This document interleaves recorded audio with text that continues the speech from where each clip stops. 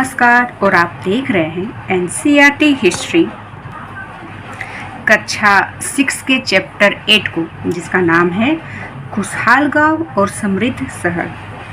देखिए, आपको इस चैनल में एनसीईआरटी सोशल साइंस कक्षा 6 to 12 के कंप्लीट नोट्स, उसके कंप्लीट अध्याय को और साथ में ही जितने भी प्रश्नोत्तर हैं उसे कंप्लीट कराए जाएंगे, जो कि आपके होने वाले झारखंड टेट, टीजीटी, पीजीटी और साथ ही सीटेट की तैयारी में काफ़ी महत्वपूर्ण होंगे। तो देखिए, आगे बढ़ने से पहले मैं आपको बता दूं कि मैंने इससे पहले कक्षा 6 to 8 के सोशल साइंस के कंप्लीट चैप्टर को करा दिया है, कंप्लीट नोट्स भी मैंने तैयार करा दिया है। और अगर आपने उसे नहीं देखा है तो आप प्लेलिस्ट में जाकर ज़रूर देखें। तो चलिए हम अपने इस चैप्टर की ओर आगे बढ़ते हैं। तो नाम से ही आप समझ चुके हैं कि आज हम गांव और शहर के बारे में पढ़ेंगे। और उससे भी बड़ी बात यह है कि ये जो चैप्टर है वो आपको दक्षिण भारतीय, साउथ इंडिया जो है, वहाँ की जो शासन व्यवस्था है, वहाँ का जो गांव है, वहाँ का जो शहर है, उसके बारे में पर्याप्त जानकारी दी जाएगी। तो देखिए, सबसे पहले आता है जो मुख्य बिंदु है वो है लोहे का प्रयोग। तो लोहे का जो प्रयोग आरंभ हुआ वो आज से 3000 साल पहले आरंभ होता है। नेक्स्ट है बड़े भूस्वामी। तो देखिए, दक्षिण भारत में बार बार मैं रिपीट कर रही हूँ कि दक्षिण भारत में बड़े भूस्वामी को वेल्लला कहा जाता था। ठीक है।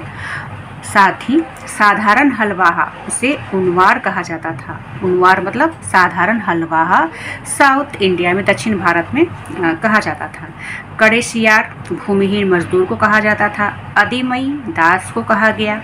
ग्राम भोजक, गांव का जो प्रधान व्यक्ति होता था उसे ग्राम भोजक कहा गया। स्वतंत्र किसान को, कृषक को गृहपति, और जातक का मतलब आम लोग, आम जनता। तो देखिए, यहीं पर तो आपके महत्वपूर्ण 7-8 क्वेश्चन कंप्लीट हो जाते हैं।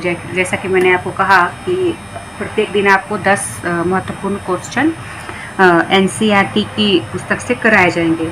लेकिन चलिए हम कुछ और भी जान लेते हैं। तो नेक्स्ट है संगम साहित्य। ये भी दक्षिण भारत में आता है। तो तमिल की ये प्राचीनतम रचनाओं में से एक है संगम साहित्य। और जो प्राचीन रचनाएं हैं उसके संगम साहित्य कहा गया है दक्षिण भारत में। ये जो रचना है वो 2300 साल पहले हुई और मदुरै के कवियों के सम्मेलन में इसका संकलन किया गया। तो इतनी सारी जानकारी आपको संगम साहित्य के बारे में है, एनसीईआरटी कक्षा 6 के हिस्ट्री के बुक से ली गई है। नेक्स्ट है बेरीगाजा में आयात। तो आयात क्या होता था? तो शराब, तांबा, टीन, सीसा, मूंगा, पुखराज, कपड़े, सोने और चांदी के सिक्के, ये बेरीगाजा में आयात होता था। निर्यात क्या होता था? तो हिमालय की जड़ी बूटियाँ, हाथी दांत, गोमेद, कार्नियल, सूती कपड़ा, रेशम तथा इत्र, ये निर्यात होते थे, मतलब भेजे जाते थे। और वहाँ से बेरीगाजा से आता था शराब, तांबा, टीन इत्यादि। नेक्स्ट है आहत सिक्के। आहत सिक्के किसे कहा गया है? तो देखिए, ये सबसे पहले तो ये आयताकार होते थे, कभी कभी वर्गाकार या गोल भी होते थे। धातु की चादर को काटकर,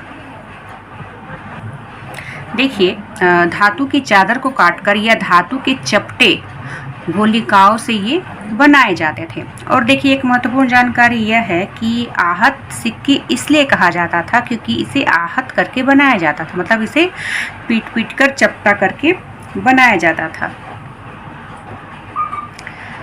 नेक्स्ट है, ये जो चैप्टर है उसमें आपको मथुरा के बारे में भी जानकारी मिलेगी। चलिए हम उसे जान लेते हैं। तो देखिए, 2500 साल पहले से भी ज़्यादा समय से ये एक महत्वपूर्ण नगर रहा था। कौन? तो मथुरा। यातायात और व्यापार, ये दो मुख्य रास्तों पर यह स्थित था। यातायात भी होता था, साथ में व्यापार भी। 2000 साल पहले कुषाणों की दूसरी राजधानी मथुरा बनी थी। कुषाण वंश हमने पढ़ा है। तो 2000 साल पहले मथुरा जो थी ये इनकी दूसरी राजधानी थी। बौद्ध विहार, जैन मंदिर, कृष्ण भक्ति का यह प्रमुख केंद्र रहा है। तो देखिए, और आगे बढ़ने से पहले आज के लिए इतना ही। और आप जानते हैं कि इस चैप्टर में हमने 10 से भी ज़्यादा महत्वपूर्ण प्रश्नों को जाना, उनके उत्तर को जाना, जैसे कि साउथ इंडिया में, दक्षिण भारत में बड़े भूस्वामी, साधारण हलवाहा, भूमिहीन मजदूर, दास, गांव का प्रधान व्यक्ति, स्वतंत्र कृषक, जातक, इन सभी को क्या कहा जाता था। साथ में हमने संगम साहित्य के बारे में जाना, यह आज से 2300 साल पहले इसकी रचना हुई। फिर हमने बेरीगाजा के आयात और निर्यात, इन दोनों को जाना, आहत सिक्के के बारे में जाना और साथ ही मथुरा के बारे में भी हमने जाना। तो आज के लिए इतना ही। नेक्स्ट वीडियो में हम इसी चैप्टर के पार्ट 2 को पढ़ेंगे और काफ़ी सारी जानकारी प्राप्त करेंगे। तब तक के लिए आप इस चैनल को लाइक, शेयर और सब्सक्राइब करना ना भूलें। धन्यवाद।